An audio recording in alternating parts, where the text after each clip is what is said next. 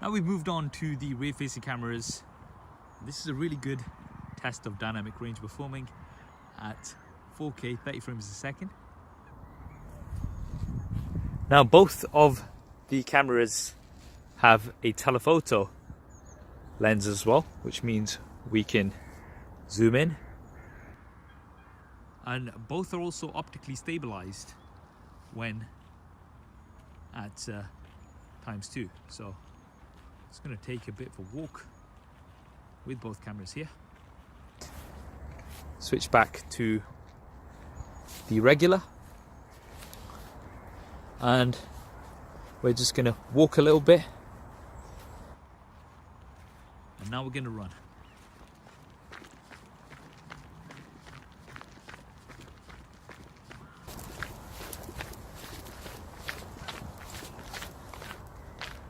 Now we're just trying a slightly different situation here with an overcast, and let's go into telephoto. And just to test out stabilization at telephoto, we're going to be walking a little bit. Might be easy to see here. Stabilization. Let's go back to wide. Move around to this side, and we're just going to walk a little bit.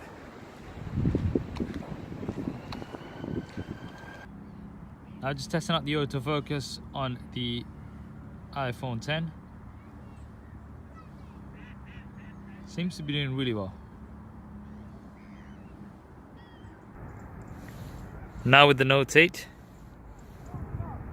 Man, that dual pixel autofocus is just rapid. Just look at that. Boom.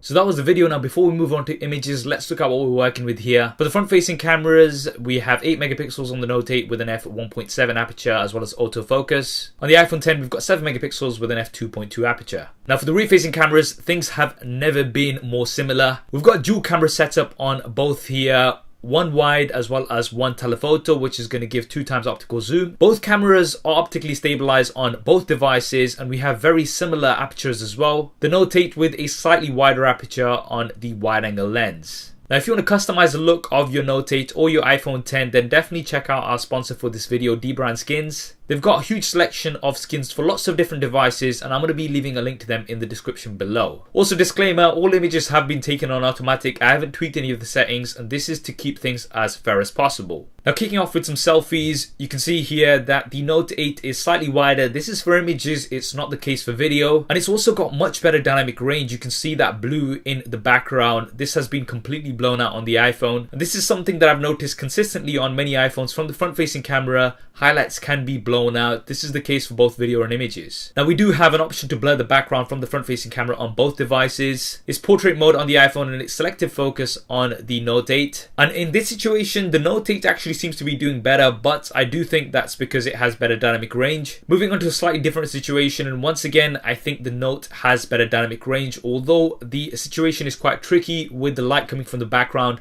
We still have a bit of blue in the background of the Note. Now trying out the blur on this situation, the iPhone is doing better. And this is something that I've noticed on the Note when trying to use the selective focus. You do need quite some distance between the subject and the background for it to work properly. And you can see here, because we do have this mammoth in the background, it hasn't done a great job. On a side note, I'd like to say that I think the Pixel actually does better than both of these, but that is for another video. Now moving on to low light selfies, the Note 8 brighter here. You can see more details in my face as well as in the background. Using the front facing flash, I think the Note 8, although it is brighter, it has washed out the image slightly. The iPhone not as washed out. I think this is going to come down to your personal preference. Now in outdoor macro shots, I think both are doing pretty good here. I'd say the color of the flower was in between these two. The Note 8 does seem a tad sharper, but overall I think both are doing a really good job. Now, an outdoor wide shot, I think both are doing good once again, but the Note is more vibrant. Also seems a tad brighter here in this situation. Using the telephoto camera on both, once again, both doing really good. The Note 8 a tad more vibrant once again. Now, I wanted to test out the dynamic range of both of these, so I shot directly into the sun here. And here I would have to give the edge to the iPhone. It does seem to have better dynamic range, and it has maintained those highlights better compared to the Note. Using the telephoto camera, once again, the iPhone, better dynamic range. You've got more detail in the highlights as well as the shadows this time. Another tricky dynamic range situation. The Note a bit more vibrant here, but once again, the iPhone does seem to have better dynamic range. Now, let's move on to the portrait modes or live focus on the Note 8. This is something that I know a lot of you guys like to see. And overall, both of these are really doing a good job here. We have barely any defects in terms of the edges.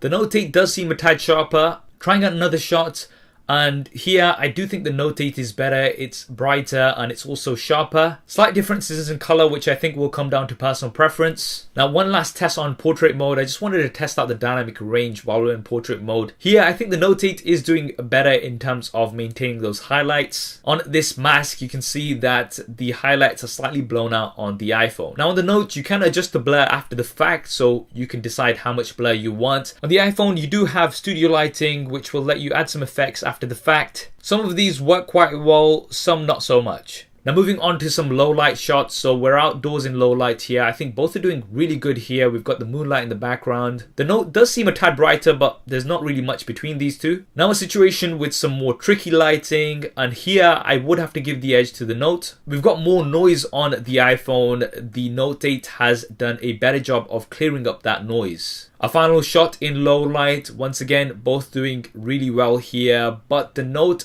tad brighter as well as a tad sharper, I would say. So there we have it, the super SAF style camera comparison between the iPhone 10 and the Samsung Galaxy Note 8. Overall both did absolutely great. Now when it came to front facing camera images, the Note 8 is wider with better dynamic range overall. You will, however, get better portrait mode images on the iPhone 10, and that is because of all of those additional sensors at the front. And for video from the front-facing camera, the Note 8 I would say was better overall again, with better dynamic range. It was also more stable, although for video it's not as wide because it does crop in to give you that video stabilization. Now for outdoor images, I think both were very, very good. The Note 8 more vibrant. I'd say the iPhone had better dynamic range overall, however. Telephoto cameras on both were absolutely great, and the optical image stabilization also definitely helps. For video from the rear-facing cameras, quality-wise, both were very good. The dynamic range actually differed from situation to situation. When we were shooting directly into the sun, the clear winner was the iPhone, but when we were shooting away from the sun,